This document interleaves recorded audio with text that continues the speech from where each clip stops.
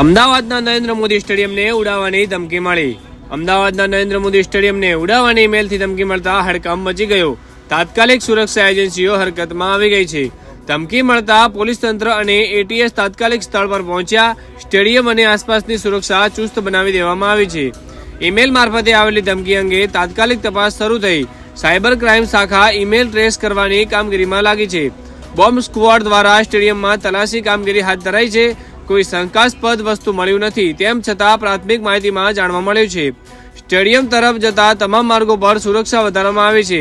લોકોને વિના કામે સ્ટેડિયમની આસપાસ ન જવા સૂચના આપવામાં આવી છે. ઇન્ટેલિજન્સ એજન્સીઓ પણ સમગ્ર મામલે ચાંપતી નજર રાખી રહી છે. સ્થાનિક પોલીસ અને કેન્દ્રીય દળો વચ્ચે સહકારથી કામગીરી ચાલે છે. તંત્રએ લોકોમાં ભયનો માહોલ ન ફેલાય તે માટે સાચવેત રહેવા જણાવ્યું. અત્યાર સુધી કોઈ પણ પ્રકારની ધરપકડ થવા પામી નથી. આ મામલાને ગંભીરતાપૂર્વક લઈને તમામ સંભવિત ખતરાઓને ધ્યાનમાં લેવામાં આવ્યા છે.